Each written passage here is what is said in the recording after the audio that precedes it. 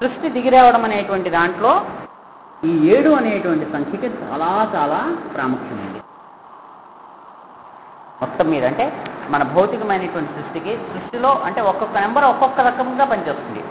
ఒక్కొక్క దానికి ఒక్కొక్క రకమైనటువంటి శక్తి ఉంటుంది, ఒక రకమైనటువంటి విభాగం ఉంటుంది, దాని మీద కంట్రోల్ అవి ఉంటుంది. లోకాలు సృష్టింపబడ్డం అనేటువంటిది 7 అనేటువంటి సంఖ్య మీద ఆధారపడి ఉంటాయి. అందుకనే సప్త లోకాలు, మనకి 7 లోకాలు ఉన్నాయని చెప్పి మనము చెప్తాం. ఆ 7 లోకాలు కూడా పైన 7 లోకాలు ఉంటాయి, కింద 7 లోకాలు ఉంటాయి. 14 లోకాల కింద లెక్క. 14 లోకాలు అని అంటే అవి కాంప్లిమెంటరీ అనమాట, పైదానికి ఆపోజిట్గా ఒక కిందది. అంటే 7 జంటల కింద మనం 7 లోకాలు అని చెప్పి అందుకే మనం అంటాం. ఇంకొంచెం విస్మరించాలి అంటే 14 భువనాలు, చతుర్దశ భువనాలు అని అంటాం. 7 కానీ 14 కానీ అంటే 7 మన కిందకే లెక్క. అందుకని 7 అనేటువంటి దాని కిందే మనకి ఇది వస్తుంది. పురుష సూక్తంలో ఉన్న దాంట్లోనూ కూడా మనకి అదే చెప్తారు. సప్త అనేటువంటిది చాలా ముఖ్యమైనటువంటిది, మనకి గ్రహాలతోటి సంబంధం ఉన్నటువంటిది, ఈ లోకాల యొక్క పుట్టుకతోటి సంబంధం ఉన్నటువంటిది. సూర్యుడికి కూడా 7 కిరణాలు. ఆయన 7 గుర్రాలు పూంచినటువంటి రథం మీద తిరుగుతూ ఉంటాడు. అంటే 7 అనేటువంటి దానికి మనకి 7 గుర్రాలతో కూడినటువంటి వాడు, 7 కిరణములు కలిగినటువంటి వాడు.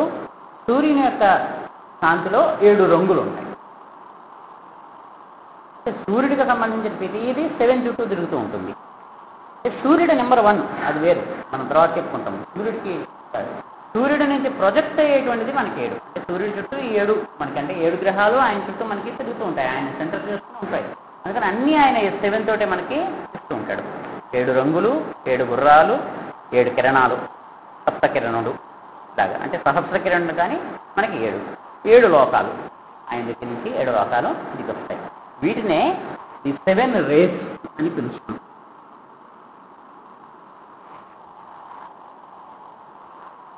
అంటే మనం చెప్పుకునేటువంటి స్పిరిచువల్ హయ్యర్ అస్ట్రాలజీకి ఈ రేస్ అనేటువంటి పదం మనకు అంటే సూర్యుడి యొక్క 7 కిరణాల నుంచి మనం సుమారుగా మనం అలాగ మనం చెప్పుకుంటే సులభం కాబట్టి 7 కిరణాల నుంచి కూడా 7 రకాలైనటువంటి శక్తులు కానీ ప్రజ్ఞలు కానీ భూమి మీద ప్రవర్తిస్తూ ఉంటాయి. వాళ్ళే సప్తఋషులు కూడా మనము అంటే మనకి ఏం చెప్తారంటే, ఈ సూర్యుడు ఎవరైతే మనకున్నాడో ఈ సూర్యుడు ఈజ్ 1 ఆఫ్ ది 7 సన్స్. 7 సూర్యులు ఉంటారు. ఆ 7లోనూ ఈయన ఒకడు. వీళ్ళల్లో మళ్ళీ 3 సూర్యులు పెద్ద సూర్యులు ఉంటారు, 4 చిన్న సూర్యులు. చిన్న అంటే సైజులో కాదు, వాళ్ళు పెద్దవాళ్ళు, వీళ్ళు కొంచెం చిన్నవాళ్ళు. 3 పెద్ద సూర్యులు, 4 చిన్న సూర్యులు, మొత్తం 7 సూర్యులు ఉంటారు. వాళ్ళే సప్తరు. ఈ 3 ఈ 4కి గురువుల కింద లెక్క.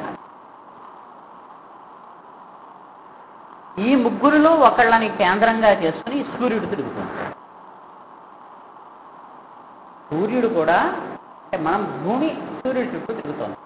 మనం ఈ గ్రహాలు చెప్పుకున్నప్పుడు మనం ఏం చేస్తాం, మొట్టమొదట మనకి సూర్యుడు ఉన్నాడు. సూర్యుడి చుట్టూ మనకి ఫస్ట్ తిరుగుతున్నటువంటి గ్రహము బుధుడు. సూర్యుడికి అతి దగ్గరగా ఉన్నటువంటిది సూర్యుడి చుట్టూ తిరుగుతున్నటువంటి మొదటి గ్రహం. తర్వాత గ్రహం మనకి శుక్రుడు. సూర్యుడికి తర్వాత దగ్గరగా ఉన్నటువంటి గ్రహము శుక్రుడు.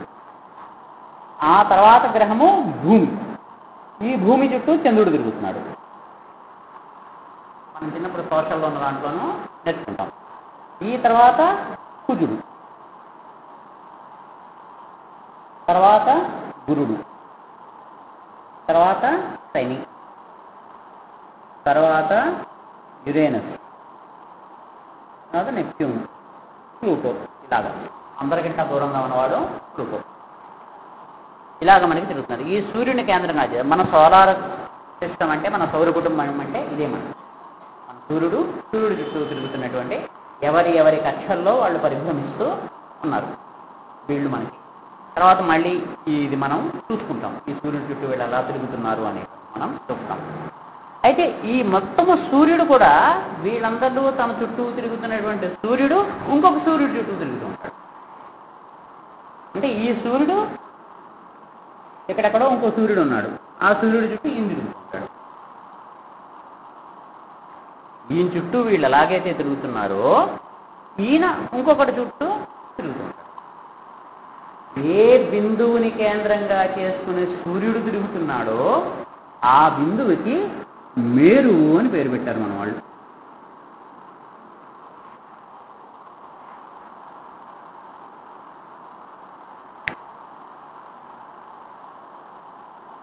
అంటే మన పురాణాల్లో ఉన్న దాంట్లోనూ మేరు పర్వతం ఉంది అంటారు.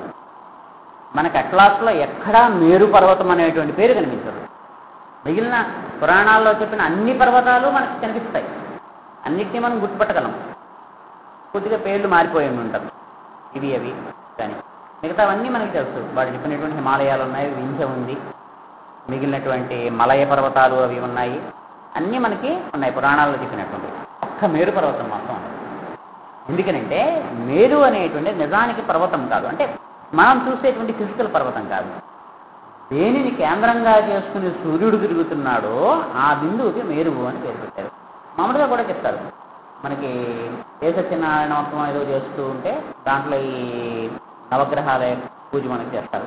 మేరు ప్రదక్షిణీ కుర్వాణం, మేరు చుట్టూ తిరుగుతున్నటువంటి ఈ సూర్యుడు అని చెప్పి మనం చెప్తాం. మేరువు చుట్టూయే తిరుగుతాం, అంటే మిగతా గ్రహాలు కూడా మేరువు చుట్టూ తిరుగుతున్నాయని వాళ్ళు అంటారు. ఎందుకంటే ఆటోమేటిక్గా సూర్యుడు తిరుగుతుంది, వీళ్ళు కూడా తిరుగుతూ ఉంటారు ఆయనతో పాటుగా. ఈ మేరు పర్వతం మీదే మనకి కొన్ని పురాణాల దాంట్లో ఈ బ్రహ్మ వీళ్ళంతా మేరు పర్వతం మీద ఉండగా ఆ మేరు పర్వతం బంగారపు శిఖరాలు కలిగిందని వర్ణిస్తారు. మొత్తం అంతా కూడా బంగారంతో కూడి ఉంటుంది. బంగారంతో కూడిందా అలాంటి పర్వతం ఎక్కడుందండి? ఎక్కడా లేదు కదా. అంటే బంగారంతో కూడి ఉందంటే ఈ కిరణములు, కిరణ్యము అంటే మెరుస్తున్నటువంటిది. ఎక్కడైనా సరే మనకు కూడా ఆ కిరణాలు పడితే అప్పుడప్పుడు ఆ రంగులు చక్కగా బంగారం వర్ణంలో ఉన్న దాంట్లో మెరుస్తుంటాయి. అలాగా మెరుస్తున్నటువంటిది ఆ బ్రహ్మ. ఒక్కోసారి శివుడు కూడా మేరు పర్వతం మీదే ఉన్నాడు అని చెప్పి వర్ణిస్తుంటారు. అంటే ఈ సెంటర్ అక్కడే మనకి భగవంతుడని కానీ ఏదైతే ఉంటామో వాళ్ళంతా కూడా అక్కడే ఉంటారు. ఈ మేరుకి ప్రతీకే మన శరీరంలో వెన్నెముక. వెన్నెముక లేకుండా మన కిరీటం నిలబడదు. మొట్టమొదట శరీరంలో కట్టుకునేటువంటి పాట కూడా వెన్నెముక కట్టుకుంది. కట్టుకున్న తర్వాత మిగిలినటువంటివన్నీ కూడా దాని చుట్టూ ఉంటాయి. అందుకనే ఈ ఋషులు వాళ్ళు తపస్సు చేసేటప్పుడు వాళ్ళు చెయ్యి పాపం నిప్పటకుండా ఆనుకోవడానికి అని మనము అనుకుంటాం. ఇలాంటిది ఒకటి పెట్టుకుని దాని మీద ఇలా చేయి పెట్టుకుని పిల్లలాగా తిప్పుతూ ఉంటారు. దానికి మేరుదండం అని పేరు. వాడికి చేయి నొప్పుడుతుంది అని చెప్పి ఇలాంటిది పట్టుకుని తిరుగుతున్నారు అని అనుకుంటాం. కానీ ఇది ఈ మేరుకి ప్రత్యేక, మన వెన్నుముకకి ప్రత్యేక. ఆ వెన్నుముక నుంచే మనకి ఏం చెప్పారు?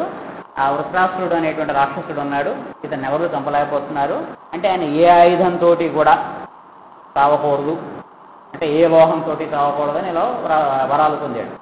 అప్పుడు దధీచి అనేటువంటి ఋషి తన తపస్సు చేసి తన శరీరాన్ని వజ్రం సమానంగా చేసుకున్నాడు. ఆయన్ని ప్రార్థించండి, ఆయన వెన్నుముకను తీసుకుని దాంతో మీరు ఆయుధాన్ని చేసుకుని ఆ వెన్నుముకనే ఈ వృత్రాసుని చంపత్తని ఎందుకు చెప్తే వీళ్ళందరూ వెళ్ళి ఆయన కాళ్ళ మీద పడితే ఆయన వేళ కోసం అని చెప్పి తన శరీరాన్ని విడిచిపెట్టేశాడు. అంటే దేవతల కోసం అని చెప్పి తన శరీరాన్ని విడిచిపెట్టాడు. అప్పుడు ఆయన వెన్నుముకను తీసుకుని దాన్ని వజ్రాయుధంగా కొంచెం చెప్పుకుని ఈయన వృత్రాసుని సంహరించాడు. వృత్ర అనేటువంటి పదానికి ఆవరణ అని అర్థం సంస్కృతంలో. వృత్రాసుడు అంటే మన చుట్టూ ఆవరించేటువంటి వాడు. ఏమిటి ఆవరిస్తుంది మన చుట్టూ? ఒక మాయ, ఒక చీకటి ఆవరిస్తుంది. ఆ చీకటిని చికిత్సాలంటే మన దగ్గర ఉండాల్సినటువంటి ఆయుధం ఏమిటి? వెన్నుముక. వెన్నుముక ఎందుకు మనం వెన్నుముక అని చెప్పుకుంటామంటే యోగంలో ఎక్కడికెళ్ళినా కుండలిని అనేటువంటిది వెన్నుముక యొక్క బేస్ దగ్గర ఉంటుంది. మూలాధారం దగ్గర ఆ వెన్నుముక యొక్క చివరి కింద పోసు దగ్గర మనకు చుట్టుకున్నటువంటి ఒక పాములాగా కుండలిని అనేటువంటి ఒక శక్తి మనలో ఉంటుంది. మనం యోగం చేస్తే ఏమిటవుతుంది? ఇది నెమ్మదిగా లేచి అలాగ వెన్నుముక ద్వారా పైకి వచ్చి సహస్రారంతో దగ్గరికి వస్తుంది. ఎప్పుడైతే అది సహస్రారాన్ని కలుస్తుందో, భేదిస్తుందో అదే అత్యుత్తమమైనటువంటి యోగం అనుకుంటారు. ఆ కుండల్ని లేవడం అనేటువంటి చేసేటువంటి యోగం అంతా కూడా దానికి వస్తుంది. అందుకనే ఎప్పుడైనా సరే ధ్యానం చేసేటప్పుడు కానీ ఎప్పుడైనా కానీ వెన్నుముక నిటారుగా నిలబెట్టి కూర్చోండి అంటారు. ఇలా వాలిపోతూ అలాగా కూర్చోతుంటారు, వెన్నెముకని చిన్నగా కూర్చోతారు.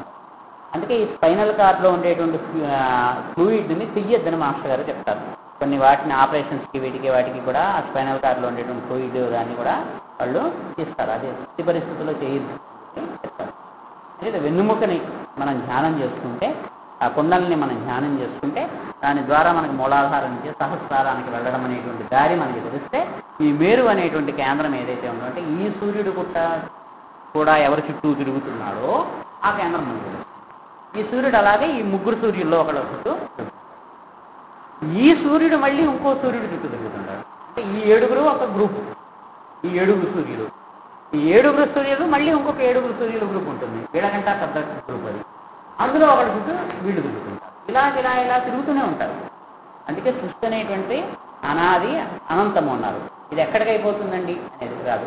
మనకు కూడా ఏం చెప్తారు, మన సౌర కుటుంబాలు లాంటివి విశ్వంలో అనేకం ఉన్నాయి. మనకి తెలిసిందే మనకు ఒకటే, మన మిల్కీ వే, మన పాలపుంతలో ఉన్నటువంటి ఈ సోలార్ సిస్టమ్ ఒకటే మనకి తెలుసు. దీని మీద ఉండేటువంటి జీవనమే మనకి తెలుసు. దీని తర్వాత ఏముంది అంటే ప్రస్తుతానికి పెద్ద బ్లాక్ హోల్, అక్కడికి వెళ్తే ఏమీ తెలియటం లేదు. ఏం పంపించినా సరే రిటర్న్ సిగ్నల్ ఏమీ రావటం లేదు అక్కడి నుంచి. ఆ తర్వాత ఒక పెద్ద అగాధంలో పడిపోయినట్టుగా అయిపోతుంది అంతే. ఇంకా అక్కడి నుంచి మనకి ఏమీ ఇవ్వటం లేదు. ఒక పెద్ద బ్లాక్ హోల్ అని చెప్పి అంటారు, ఒక కృష్ణబిలం అని చెప్పి అంటున్నారు. అది ఉంది, దాన్ని ఛేదించాలని చెప్పి తెగ ప్రయత్నం చేస్తున్నారు. అవతలికి వెళ్తే ఏమవుతుంటుందంటే ఇంకో సోలార్ సిస్టమ్ ఉంటుంది. అక్కడ మన భూమి లాంటి భూమి ఉంటుంది, అక్కడ జీవం ఉంటుంది, అక్కడ ఇలా ఎలక్షన్స్ ఉంటాయి, అక్కడ తెలంగాణ కావాలనేటువంటి నినాదాలు ఉంటాయి. సేమ్ ఇక్కడ ఎలా ఉంటుందో అక్కడ కూడా అలాగే ఉంటుంది. ఆ సోలార్ సిస్టాన్ని గైడ్ చేస్తూ దేవతలు మళ్ళీ ఉంటారు. ఒకసారి బ్రహ్మదేవుడు కృష్ణుడి దగ్గరికి దర్శించడానికి వచ్చేట.